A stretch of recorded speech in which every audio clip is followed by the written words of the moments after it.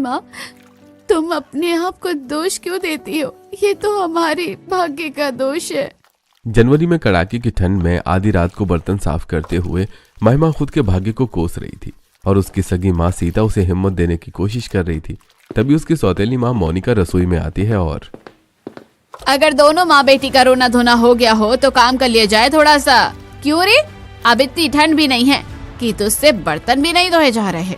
और महारानी तू चल चुपचाप मेरे पैर में तेल लगा, मनूस कहीं की। तुम मेरी माँ को परेशान मत करो, उनकी तबीयत खराब है। बर्तन साफ करके मैं तुम्हारे पैरों में तेल लगा दूंगी। क्यों, कहीं की महारानी है क्या? एक बेटा तो पैदा नहीं कर पाई, मेरे पैरों में तो तेल लगाएगी यही। इसे नौकरानी बनाकर जो रखना है मुझे। और तू जुबान से ज्यादा हाथ चला, अभी तुझे पूरी रसोई भी साफ करनी है। और तू चल मेरे साथ। मोनिका जी गुस्से में सीता के बाल पकड़कर उसे अपने साथ ले जाती हैं। दरअसल मोनिका जी महिमा की सौतेली माँ थी। महिमा की सगी माँ सीता जी के बेटा पैदा न कर पाने की वजह से उसके पिता ने दूसरी शादी कर ली थी और उसकी सौतेली माँ मोनिका, उसके सगे पिता हरीश जी और तीनों सौतेले भाई अब सीता और महिमा पर बहुत अत्याचार करते थे। इसी तरह रातें गुजर रही थी और एक रात बहुत ठंड है, काम करके मेरे तो हाथ ही सूज गए। चलो जल्दी से सो जाती हूँ। महिमा जैसे ही अपने बिस्तर पर लेटती है, कितना ठंडा है ये, अब ये बिस्तर किसने गीला कर दिया? अब मैं सोऊंगी कहाँ पर? महिमा के मायके में हर रात ऐसी ही डरावनी होती थी। आज फिर तेरे बिस्तर पर पानी गिरा दिया ना इन लोगों ने। हाँ माँ, पता नहीं कौन से जन्म के दुश्मनी निकाल रहे हैं हमसे। हमारे ही घर में रहते हैं, हमारा ही खाते हैं और हमारे साथ ही इतना अत्याचार करते हैं। मेरा बिस्तर पर गीला है। आज तो एक काम कर बेटा, यही कमरे में एक कोने में बैठकर सो जाते हैं। कैसे सोएंगे माँ? इस कमरे की खिड़की भी तो इन्होंने पहले से ही निकाल दी है। खिड़की से तो इतनी ठंडी ठंडी हवा अंदर आ रही है, लगता है आज की रात तो और डरावनी होने वाली है। एक तो पहले ये लोग उत्तराखंड में रहते थे जहां पूरे साल ही सर्दियां पड़ती हैं, वहीं दूसरी तरफ सर्दियों के दिनों में हालात बद से बदतर हो जाते थे और लगभग हर रात महिमा के लिए ऐसी ही होती थी। एक दिन, मोनिका सुनो, मैं सोच रहा हूँ कि आज रात की पार्टी कर लेते हैं, कुछ फ्रेंड्स को बुलाते हैं और खूब मस्ती मजाक करेंगे। हाँ पापा, मेरे फ्रेंड्स भी पार्टी करने के लिए कब से बोल रहे हैं। वो लोग कहते हैं कि तेरा घर बहुत बड़ा और शानदार है और तेरे घर का खाना बहुत ही स्वाद होता है। हाँ, और मैं भी अपने फ्रेंड्स को बुलाऊंगा। बहुत दिनों से ठंड की वजह से मैं घर से बाहर नहीं जा पाया हूँ। आज अपने घर पर ही बुला लेता हूँ सबको। जब तुम अपने दोस्तों को बुलाओगे तो मैं भी अपने दोस्तों को बुलाऊंगा। माँ, आप पार्टी की तैयारी करवा देना, हम सभी को 9 बजे का इन्विटेशन दे देंगे। हाँ हाँ बेटा, क्यों नहीं, मैं भी अपनी सहेलियों को बुला लूंगी। इसी बहाने सबसे मिलना हो जाएगा। ठंड की वजह से तो हम कहीं जा भी नहीं पाते हैं इस समय। लेकिन खाने पीने का इंतजाम और साफ सफाई का इंतजाम तुम देख लोगी ना? हाँ हाँ, ये दोनों नौकरानियां कब काम आएगी। सुन लिया ना तुम दोनों ने, आज रात को घर में 100 लोगों की पार्टी है और सबका खाना पीना साफ सफाई तुम्हें ही करना है। इतनी ठंड में 100 लोगों की पार्टी, इतना सारा खाना पीना होगा और तो और खाने पीने के बाद ढेर सारे बर्तनों का पहाड़ मुझे ही साफ करना होगा, वो भी इतनी रात में। बेटा तू परेशान मत हो, मैं तेरी मदद करवा दूंगी। अच्छा, ऐसे कैसे मदद करा देगी? तू अपनी इस लाडली की मदद करेगी, मेरे काम कौन करेगा? चल मेरे बालों में तेल लगा और मेरी साड़ी और मेरे बच्चों के कपड़े प्रेस कर, मनूस कहीं की। मोनिका सीता जी को अपने साथ अपने काम करने के लिए ले जाती हैं और ठंड में बेचारी महिमा 100 लोगों का खाना पीना बनाती है और मेहमानों की पार्टी के बाद पूरी रात कपकपाते हुए आते हुए सारे बर्तन धोती है, जिसमें उसके हाथ सूज जाते हैं। हे भगवान, कितनी बुरी किस्मत है मेरी। आखिर क्यों मेरी हर रात इतनी दर्द भरी और परेशान वाली हो रही है? आखिर कब मुझे इस जिंदगी से छुटकारा मिलेगा? महिमा अपनी किस्मत पर रो ही रही होती है कि तभी उसकी सौतेली माँ मोनिका की आवाज आती है। अरे ओ महारानी, बर्तन हो गए तो बाथरूम में हमारे कपड़े पड़े हैं धोने के लिए, उन्हें भी धोकर डाल दियो। सुबह सुबह बहुत सारा काम होता है करने के लिए। मम्मी, मेरे हाथ सूज गए हैं दोनों। ये कपड़े धोने का काम मैं सुबह कर लूंगी। आप देखो, अब तो आधी रात भी हो गई है। क्यों रे, सुबह तक तेरे हाथ ठीक हो जाएंगे क्या? चुपचाप से अभी कपड़े धोकर डाल और हाँ, छत पर भी सुखा कर आने हैं तुझे कपड़े। चल बहानेबाजी छोड़ और काम में लग जा। मोनिका जी की बात सुनकर महिमा रोते हुए कपड़े धोने बैठ जाती है और सारे कपड़े धोने के बाद मम्मी, छत पर बहुत तेज ठंडी हवा चल रही होगी। मैंने सारे कपड़े धो तो दिए हैं, लेकिन क्या मैं इन्हें सुबह सुखा दूं? क्यों, सुबह ठंड नहीं होगी क्या? चल चुपचाप से सारे कपड़े आप भी छत पर सुखा करा। मोनिका जी महिमा के बाल पकड़कर उसे धक्का दे देती है। इसके बाद रोती हुई महिमा छत पर कपड़े सुखाने के लिए जाती है और छत पर कपड़े सुखाती हुई कितनी तेज ठंडी हवा चल रही है छत पर। आज तो मुझे बुखार आ गया है। जल्दी जल्दी से कपड़े सुखाकर नीचे जाकर सो जाऊंगी, वरना और तबीयत खराब हो जाएगी। महिमा जल्दी जल्दी कपड़े सुखा रही होती है, तभी उसके सौतेले भाई रोहित, मुकुल और ऋतिक जाकर छत का दरवाजा बंद कर जाते हैं। बहुत तेज ठंड लग रही थी ना तुझे, चल अब अच्छे से सर्दी के मजे ले, ठंडा ठंडा कूल कूल। हाँ भैया, आपने बहुत अच्छा सबक सिखाया है, इसको अब मजा आएगा जब पूरी रात ठंड में छत पर रहेगी। रोहित मुकुल जब महिमा को छत पर बंद कर रहे होते हैं तभी सीता देख लेती है। ये क्या कर रहे हो तुम लोग इतनी ठंड में? तुम लोगों ने मेरी बेटी को छत पर क्यों बंद कर दिया है? चलो फटाफट से दरवाजा खोलो छत का। अच्छा, अब तो हम पर चिल्लाओगी, रुको अभी माँ को बुलाता हूँ, माँ ही तुम्हें सबक सिखाएगी अब। माँ देखो माँ, ये औरत हमें डांट रही है और इसने हमें मारने की भी कोशिश की। अपने बेटों की आवाज सुनकर मोनिका अपने कमरे से बाहर आती है और सीता के बाल पकड़कर कहती है, क्यों रे मनहूस, तेरी इतनी हिम्मत? खुद तो तू बेटा पैदा ना कर पाई और मेरे बेटों पर चिल्ला रही है। तुझे तो अब मैं सबक सिखाऊंगी। गुस्से में मोनिका सीता जी को सीढ़ियों से नीचे धक्का दे देती है, जिसकी वजह से उसके माथे से खून आने लगता है और वो वहीं बेहोश हो जाती है। वहीं छत पर ठिठुरते हुए महिमा को बहुत तेज बुखार चढ़ जाता है और अगली सुबह जब सीता जी को होश आता है तो वो छत का दरवाजा खोलते हैं। अरे मेरी बच्ची, इतनी ठंड में पूरी रात छत पर बैठी रही, तेरा बदन तो गर्म तवे की तरह तप रहा है। चल तू फटाफट से नीचे चल। हाँ माँ, लेकिन आपके सर पर ये चोट कैसे लगी? इन लोगों ने फिर आपको परेशान किया ना? भगवान जाने हमारे ये दिन कब बदलेंगे। मुझे अपनी चिंता नहीं है मेरी बच्ची, इस महीने तो 25 साल की हो जाएगी तू, बस तेरे दिन बदलने वाले हैं। कैसे माँ, मेरे दिन कैसे बदलेंगे? मुझे तो लगता है कि इन नरक भरी रातों से मुझे मुक्ति कभी नहीं मिलेगी। सीता जी महिमा को ये सब बात बता ही रही होती हैं कि तभी 2 दिन बाद यह मनोज 25 साल की हो जाएगी। हमें इसके लिए कोई रिश्ता देखना होगा। अभी ये सारी जायदाद हमारे नाम में हो पाएगी, वरना तो हम इसी तरह भिखारी बने रहेंगे। पता नहीं तुम्हारे पिताजी को ऐसा क्या दिखाई दिया, उसे मनुष्य में जो सारी जायदाद उसके नाम कर गए और इतनी सारी शर्त लग गई। तुम चिंता मत करो, इसकी शादी होते ही मैं इसे जबरदस्ती सारी जायदाद अपने नाम करवा लूंगा। मैंने इसके लिए रिश्ता भी देख रखा है, अगर वहां से हाँ हो गई तो जल्दी ही इसकी शादी करके इसे घर से निकाल देंगे। हाँ, और इसकी वो मनहूस माँ तो बेचारी अपनी बेटी के गम में ही मर जाएगी, फिर हम होंगे इस घर के असली मालिक। दरवाजे के बाहर खड़े होकर सीता जी अपने पति और सौतन की बातें सुन रही होती है और मन ही मन में सोचती है, तुम लोग जितना खुश होना चाहते हो लो, जब तुम्हें पूरी सच्चाई पता चलेगी तो तुम्हारे पैरों तले जमीन सरक जाएगी। लेकिन अच्छा है, इसी बहाने कम से कम मेरी बेटी की जिंदगी तो संवर जाएगी। अपने पति और सौतन की बात से सीता जी खुश थी, क्योंकि वो जानती थी कि भविष्य में कुछ ऐसा होने वाला है जिसकी शायद किसी ने कल्पना भी नहीं की होगी। और कुछ ही दिन बाद, सुन सीता, मैं तेरी लड़की के लिए एक बहुत अच्छे घर में रिश्ता पक्का किया है। 1 हफ्ते बाद हम उसकी शादी कर देंगे। मुझे शादी में कोई भी बखेड़ा नहीं चाहिए, इसीलिए अपनी लड़की को समझा देना। ठीक है, चलो अच्छा है, कम से कम मेरी बेटी को अपने मायके की नरक भरी रातों से तो छुटकारा मिलेगा। महिमा जब अपनी शादी की बात सुनती है तो, हे भगवान, मेरी शादी, अगर मेरा मायका इतना बुरा है तो ससुराल कितना बुरा होगा। मैंने तो लोगों को कहते हुए भी सुना है कि सास और ससुराल दोनों ही नरक जैसे होते हैं। मेरी तो मायके की रातें भी इतनी दुखदाई और दर्द भरी थी, पता नहीं ससुराल में क्या होगा।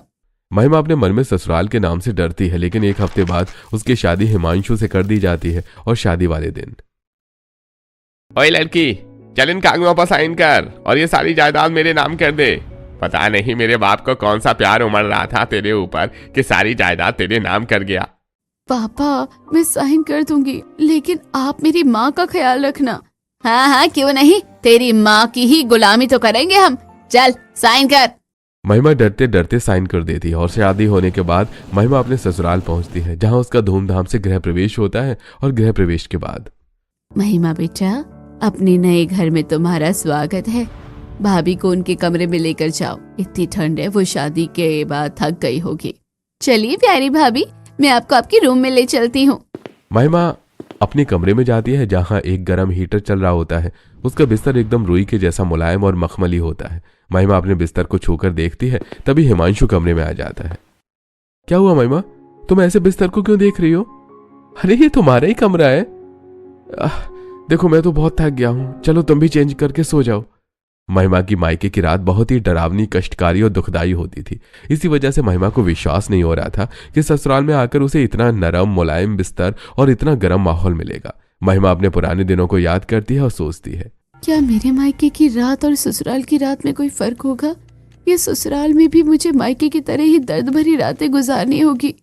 महिमा पुराने दिनों को सोच ही रही होती है, तभी हिमांशु, अरे महिमा तुम्हें सोना नहीं है क्या? सो जाओ, काफी ठंड हो रही है और रात भी हो गई है। उस रात महिमा अपनी जिंदगी में पहली बार चैन से पूरी रात सोई थी। अगले दिन सुबह उठकर महिमा रसोई में जाती है और अपनी पहली रसोई की तैयारी करती है। अरे आज तो खाने की खुशबू से ही पेट भर जाएगा। ऐसा लग रहा है आज तो पूरा घर इतनी अच्छी खुशबू से महक रहा है। भाई क्या क्या बनाया है आज हमारी नई बहू ने अपनी पहली रसोई में? बहू ने तो रसोई में पूरी, पकोड़े, हलवा, सब्जी, न जाने कितने सारे पकवान रख दिए हैं। आज तो खाने में मजा आ जाएगा। भाभी जल्दी से खाना लेकर आओ, मैं भूख लगी है। महिमा डरते डरते सारा खाना टेबल पर रखती है और सभी लोग खाना खाकर महिमा की खूब तारीफ करते हैं और उसे शगुन देते हैं। महिमा का ससुराल में पहला दिन तो अच्छे से गुजरता है, लेकिन जैसे ही रात होने वाली होती है, हे भगवान, फिर से ही रात आ गई। पहली रात तो जैसे तैसे अच्छी खासी गुजर गई, आज पता नहीं क्या होगा। अरे भाभी, आप अकेले अकेले कमरे में क्या कर रही हो? सभी लोग बाहर हॉल में बैठे हुए हैं, आप भी हमारे साथ जाकर बाहर बैठो। नहीं नहीं अनन्या, मुझे अभी किचन में बहुत सारा काम है। अभी तो बहुत सारे बर्तन पड़े हैं और किचन भी साफ करनी है। अरे भाभी, आप इतनी ठंड में किचन में काम क्यों कर रही हो? हमारी मेड है ना, वो कर लेगी, आप टेंशन मत लो। नहीं नहीं अनन्या, काम तो सारा मुझे करना होगा ना। अपने मायके में भी सारा काम मैं ही करती थी। रात को ठंड में तो ये तो फिर भी मेरा ससुराल है। महिमा फटाफट जल्दी जल्दी रसोई की तरफ जाती है और बर्तनों का ढेर साफ करने के लिए ठंडे ठंडे पानी में हाथ देती है। तभी उसकी सास मीना जी वहां आ जाती है। अरे महिमा बहू, तू यहाँ पर क्या कर रही है? इतनी ठंड में तू ये बर्तन क्यों साफ कर रही है? चल यहाँ से। और हमारे यहाँ नौकर है बर्तन साफ करने के लिए, और नहीं भी होते तो तुम्हें ये सब काम करने की कोई जरूरत नहीं है। इतनी ठंड है, तुम्हारे हाथ भी सूज रहे हैं। चलो आओ, मैं तुम्हारे हाथों की मालिश कर देती हूँ। नहीं मम्मी जी, ये तो मेरा काम है ना, मैं कर लूंगी। मैं अपने मायके में भी सारा काम करके ही सोती थी। अरे कोई बात नहीं, तुम अपने मायके में सारा काम करती थी ना, लेकिन ये तो तुम्हारा ससुराल है, तुम्हें ससुराल में ये सब करने की कोई जरूरत नहीं है। मीना जी की महिमा का हाथ पकड़कर उसे रसोई से बाहर ले जाती है और गरम गरम तेल से उसके हाथों की मालिश करने लगती है। महिमा को ऐसा ममता भरा स्पर्श पहली बार मिला था, क्योंकि मायके में उसकी सगी माँ चाहकर भी उसकी मदद नहीं कर पाती थी। सास को अपनी मालिश करते देखकर महिमा की आंखों से आंसू आने लगते हैं और वो सोचती है, क्या सच में मेरी किस्मत इतनी अच्छी हो सकती है? मायके में मेरी रातें कितनी डरावनी होती थी, ठंड में मेरे हाथ सूज जाते थे, लेकिन फिर भी मुझे काम करना पड़ता था। और यह ससुराल में मेरी सास खुद मेरे हाथों में मालिश कर रही है। महिमा रोते रोते अपने मन में ही बातें सोच रही होती है कि तभी मीना जी, महिमा बेटा, तुम रो क्यों रही हो और इतना कांप क्यों रही हो? हम हैं तुम्हारे पास, और अगर तुम्हें ठंड लग रही है तो अभी हीटर चालू कर देते हैं। अखिल, जरा एक और हीटर चलाना देखो तो, भाभी को कितनी ठंड लग रही है। अखिल फटाफट से हीटर ऑन करके आता है। भाभी, एक हीटर मैंने आपके रूम में भी ऑन करके रख दिया है, आप टेंशन मत लो, आपको ठंड नहीं लगेगी। अपने ससुराल वालों का इतना सारा प्यार देखकर महिमा को अच्छा महसूस होता है, लेकिन उसे अपनी किस्मत पर अभी भी भरोसा नहीं होता और मायके में मिला हुआ ट्रॉमा वो अपने दिमाग से नहीं निकाल पाती। महिमा बेटा, तुम्हें कुछ खाने का मन है तो बता दो, हम तुम्हारे लिए मंगवा देंगे। कुछ गरम सूप या चाट, बताओ क्या खाओगी? नहीं पापा जी, मुझे कुछ नहीं खाना, मैं बस सोना चाहती हूँ। चलो फिर, वैसे भी बहुत रात हो गई है, चलो सोने चलते हैं। हिमांशु महिमा को अपने साथ रूम में ले जाता है, लेकिन महिमा अपने मायके की रातों के ट्रॉमा में ही होती है। जैसे तैसे उसकी आंख लगती है कि उसे सपना आता है और सपने में, चल री मनुस, फटाफट ये बर्तन साफ कर, उसके बाद पूरे घर का पोछा लगाना है तुझे और बाहर का फर्श भी धोना है। माँ, मेरे हाथों में सूजन आ रही है, मैं ये बर्तन सुबह साफ कर दूंगी। अरे सुबह क्यों, अभी क्या तेरे हाथों में मेहंदी लगी है? चल चुपचाप से सभी साफ कर। सपना देखते देखते महिमा बहुत जोर जोर से रोने लग जाती है और उसे रोता देखकर, अरे क्या हुआ महिमा, तुम इतना घबरा क्यों रही हो और रो क्यों रही हो? ठंड ठंड, मुझे ठंड लग रही है बहुत जोर से। मैं बर्तन नहीं साफ करूंगी ठंड में। अरे अरे, कोई नहीं कराएगा तुमसे बर्तन साफ। अरे तुम शांत हो जाओ। माँ पापा देखो महिमा को क्या हो रहा है। हिमांशु घबराकर अपने घर वालों को बुलाता है और जैसे ही सब उसके कमरे में आते हैं महिमा को रोता देखकर, क्या हुआ हिमांशु बेटा, तुम इतना जोर जोर से चिल्ला क्यों रहे थे? और महिमा तुम इतना जोर जोर से रो क्यों रही हो? कोई बुरा सपना देख लिया क्या? हाँ माँ, शायद इसने कोई बुरा सपना देख लिया है और ये रोने लगी। इधर आओ महिमा बेटा, घबराओ मत, हम है ना तुम्हारे पास, चिंता मत करो। और मैं हूँ ना, मैं भी तो तुम्हारी ही माँ हूँ। मीना जी प्यार से महिमा के बगल में बैठती, उसका सिर अपनी गोद में रखकर उसके बाल सहलाती है और प्यार से उसे अपनी गोद में ही सुला लेती है। महिमा चैन की नींद सो जाती है। अगले दिन, सुनिए जी, महिमा को कोई पुराना सदमा लगा हुआ है जिसकी वजह से वो रात इतनी परेशान और बेचैन हो जाती है। हमें उसकी वजह जाननी होगी, लेकिन उससे पहले हमें महिमा की रातों को बेहतर बनाना होगा। हाँ मुझे भी यही लगता है। अभी उसे हमारे घर में आए 2 दिन ही हुए हैं और दोनों रातों में वो परेशान हो रही है। दिन में तो वो नॉर्मल रहती है। हाँ माँ, उसे मैं रोजाना रात को घबराते हुए देखता हूँ। वो नींद में बड़बड़ाती रहती है, अचानक उठ जाती है और रोने लग जाती है। मुझे लगता है हमें महिमा को डॉक्टर को दिखाना चाहिए। अगर ऐसा ही रहा तो महिमा तो बेचारी हमेशा इसी उलझन में रहेगी और ऐसी ही रातों में बेचैन और परेशान रहेगी। मेरे एक दोस्त हैं डॉक्टर विकास, हम उनके पास जा सकते हैं। वो दिमाग के डॉक्टर हैं। मुझे लगता है महिमा का ट्रॉमा वही ठीक कर पाएंगे। तुम कहो तो मैं बात करूं? हाँ, आप बात कीजिए, क्योंकि मैं अपनी बहू को ऐसे परेशान नहीं देख सकती। इसके बाद अतुल जी डॉक्टर विकास का अपॉइंटमेंट लेते हैं और महिमा को उनके पास लेकर जाते हैं। सारे टेस्ट करने के बाद डॉक्टर विकास, देखिए अतुल जी, आपका फ्रेंड होने के नाते मैं आपसे कुछ छुपाना नहीं चाहता, लेकिन आपकी बहू को मानसिक तनाव है। ये शायद उसकी पिछली जिंदगी का कोई सदमा है जो उसके दिमाग से नहीं निकल पा रहा है। तो हमें क्या करना चाहिए? हमेशा क्या करें कि हमारी बहू को इस तनाव से मुक्ति मिल जाए और वो चैन से रात में सो सके। कोशिश कीजिए कि उसके सोने से पहले की जो पल है वो उसके लिए सबसे बेहतर पल हो और वो सोने से पहले खुश रहे ताकि उसे चैन की नींद आए। अगर कुछ दिनों तक ऐसा हो रहा तो वो अपने इस ट्रॉमा से बाहर आ सकती है।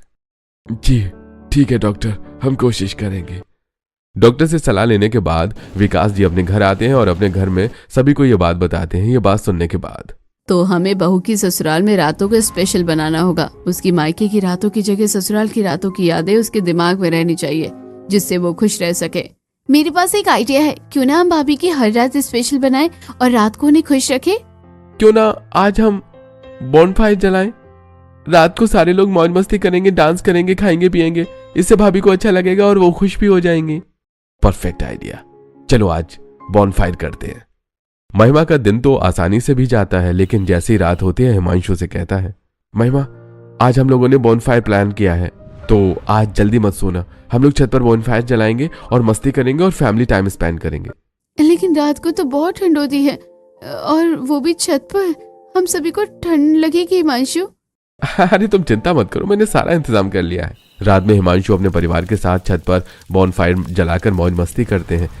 इससे महिमा को काफी अच्छा लगता है और वो खुश हो जाती है। उस रात महिमा को कोई भी बड़ा सपना नहीं आता और वो चैन से सोती है। इसके बाद हर दिन हिमांशु का परिवार कुछ न कुछ प्लान करते हैं और कभी वो रात में क्लब जाते हैं, कभी मूवी का प्लान करते हैं। और एक रात, thank you so much Himanshu, आज तुम्हारे और सारे परिवार की वजह से मैं इतने साल पुराने ट्रॉमा से बाहर आ पाई हूँ। अच्छा चलो फिर सभी लोग गर्मा गर्म हॉट चॉकलेट पीने चलते हैं। पास ही में एक कैफे है जहाँ का हॉट चॉकलेट बहुत फेमस है और हम वो ही पियेंगे और घूम फिर कर वापस आ जाएंगे। हाँ, मुझे भी हॉट चॉकलेट बहुत पसंद है, चलो चलते हैं। सभी लोग हॉट चॉकलेट पीने जाते हैं, जहाँ अचानक महिमा को चक्कर आ जाते हैं। अरे महिमा बहू, क्या हुआ? तुम्हें चक्कर क्यों आ रहे हैं? कुछ नहीं मम्मी जी, वो बस मुझे थोड़ा सा बुखार था तो शायद उसी वजह से। अरे तो तुमने मुझे बताया क्यों नहीं? अगर बताया होता तो हम घर पर ही मंगा लेते। रात में बाहर क्यों आते? अरे कोई बात नहीं, मैं ठीक हूँ, चलिए घर चलते हैं। नहीं, अभी हम पहले डॉक्टर के जाएंगे और तुम्हें दवा दिलवाएंगे। नहीं नहीं पापा जी, मुझे दवा की कोई जरूरत नहीं है। बेटा अब तुम्हारी शादी हो गई है, तुम्हें किसी से डरने की जरूरत नहीं है। मैं भी तुम्हारे पापा जैसा हूँ, तुम चिंता मत करो, हम हमेशा तुम्हारे साथ हैं और जो तुमने मायके में झेला है वो कभी नहीं झेलना पड़ेगा। पापा जी, मुझे आज तक अपने पापा का प्यार नहीं मिला, आपने मुझे पापा का प्यार दिया, मैं कितनी खुश नसीब हूँ। अब सब बातें ही करते रहोगे या घर भी चलोगे? ठंड बढ़ गई है और महिमा को बुखार है, चलो सब घर चलते हैं। मीना जी की बात सुनकर सभी घर आते हैं और महिमा आज फिर से सुकून भरी नींद सोती है। लेकिन दूसरी तरफ महिमा के मायके में सभी की नींद उड़ी हुई थी। अरे ये क्या हो रहा है? आप वकील साहब, मैंने तो पूरे कागज पढ़े थे, इसमें साफ लिखा था कि महिमा के 25 साल होने के बाद वो अपनी मर्जी से अपनी प्रॉपर्टी किसी के भी नाम कर सकती है। हाँ, ठीक कहा आपने, वो किसी के भी नाम कर सकती है, लेकिन आपके पिताजी की वसीयत के हिसाब से केवल अपने परिवार के नाम। और अगर आप दूसरी शादी कर लेते हैं तो आप उसके परिवार से बेदखल हो जाएंगे, इसलिए यह प्रॉपर्टी आपको नहीं मिल सकती। लेकिन कोई तो रास्ता होगा, कैसे भी करके ये प्रॉपर्टी मुझे चाहिए। देखिए, एक रास्ता है। अगर आपकी बेटी प्रॉपर्टी के इन पेपर्स पर साइन कर दे और ये अप्रूव करे कि वो बिना जोर जबरदस्ती के चाहती है कि प्रॉपर्टी उसके पिता को मिले और उसके पिता के उसके और उसकी माँ से अच्छे संबंध है, तो प्रॉपर्टी आपको मिल सकती है।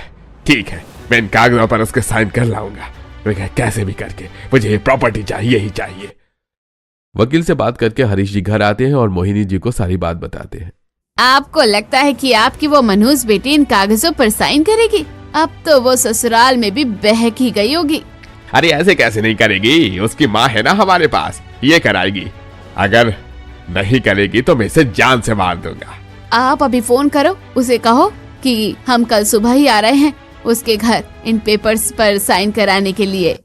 उसी रात महिमा के परिवार में सभी लोग हॉल में बैठकर मूवी देख रहे होते हैं। तभी महिमा के पास पापा का फोन आता है। हेलो, अरे क्यों नहीं मनहूस, तुझे पहले से ही पता था ना कि प्रॉपर्टी ट्रांसफर में लिमिटेशंस हैं। कल हम वहां आ रहे हैं, तुझे कल ही दोबारा पेपर्स पर साइन करना होगा। लेकिन पापा, मैंने तो साइन कर दिया था ना, अब क्या हो गया? हाँ, वो मुझे पता है। तू और तेरी माँ कितनी चालाक है, हम जानते हैं। तूने और तेरी माँ ने जानबूझकर हमें नहीं बताया कि प्रॉपर्टी मेरे नाम डायरेक्टली नहीं होगी। अरे अब तुझे दोबारा साइन करने होंगे, मुझे कोई नाटक नहीं चाहिए। हरीश जी महिमा से बात करके गुस्से में फोन रख देते हैं और महिमा फोन करते ही रोने लग जाती है, उसे रोता देखकर। क्या हुआ बेटा, रो क्यों रही हो? तुम्हारे पापा का ही तो फोन था ना। हाँ मम्मी, वो कल आ रहे हैं। अरे ये तो खुशी की बात है ना, तुम्हारे मम्मी पापा कल आएंगे तुमसे मिलने। हाँ मैं जानती हूँ कल क्या होगा। हे भगवान, रात न गुजरे कभी। मैंने अपने मायके में जितने दर्दनाक रातें बिताई हैं, सभी से ज्यादा डरावनी होगी ये रात। उस रात महिमा सो ही नहीं पाती और पूरी रात रोती रहती है। अगली सुबह, भाभी, आपके मम्मी पापा आए हैं, मैं उनको आपके कमरे में भेज रही हूँ। ठीक है अनन्या। हरीश जी और मोहिनी जी दोनों महिमा के कमरे में आते हैं और उन्हें देखते ही महिमा कपकपाने लगती है, जिसे देखकर। देखा हरीश जी, आज भी इसके रग रग में मेरा ही खौफ है। अरे तुम खुश बाद में हो ना, पहले हम जिस काम के लिए आए हैं वो कर लेते हैं। चलिए लड़की, ये कागज साइन कर। नहीं, मैं नहीं करूंगी साइन। आप लोग मेरी प्रॉपर्टी भी ले लोगे और मेरी माँ को भी मार दोगे, मैं आप लोगों को अच्छे से जानती हूँ। ऐसे कैसे नहीं करेगी साइन, मैं भी देखती हूँ। इसके बाद हरीश जी महिमा के गाल पर थप्पड़ मार देते हैं और मोहिनी जी उसके बाल पकड़कर उसे जबरदस्ती बैठा देती है और उसे साइन कराने की कोशिश करती है। तभी उसका परिवार वहां आ जाता है। अरे आप लोगों की हिम्मत कैसे हुई मेरी बहू के साथ जोर जबरदस्ती करने की? आप लोगों को क्या लगा आप हमारे घर में आकर हमारी बहू को परेशान करेंगे, हमें पता नहीं चलेगा? हमें महिमा ने पहले ही सब बता दिया था कि कैसे आपने मायके की रात उसकी कष्टकारी दर्दनाक बना रखी थी। जैसे तैसे हमने उसके ससुराल की रात बेहतर बनाई है और आप फिर? छी, शर्म आती है मुझे आपको अपना रिश्तेदार कहने में। आइए इंस्पेक्टर साहब, आपने अपनी आंखों से देखा ना ये सब, ले जाइए इन्हें और सजा दिलवाइए, गवाही हम देंगे। अरे तुम ऐसा नहीं कर सकते, मैं इसका बाप हूँ। हाँ, वो बाप जिसने कभी मुझे बेटी नहीं समझा, मेरे और मेरी माँ के साथ गलत किया, पूरी जिंदगी ले जाइए इंस्पेक्टर, इनको जेल में बंद कर दीजिएगा। इसके बाद पुलिस हरीश जी और मोहिनी जी को पकड़कर ले जाती है। महिमा सास के गले लगकर रोने लगती है। मम्मी जी, मुझे अपनी माँ की चिंता है, न जाने वो कहाँ होंगी। चिंता मत करो, मैंने हिमांशु और अखिल को भेजा है तुम्हारी माँ को यहाँ लाने के लिए। इस समय महिमा की माँ सीता देवी बीमारी की हालत में वहां आ जाती है और महिमा को सास के गले लगे देखकर, मुझे माफ कर दे मेरी बच्ची, मेरी वजह से तुम्हारी ये हालत हुई, लेकिन तुम्हारे ससुराल वालों ने तुम्हारी मायके की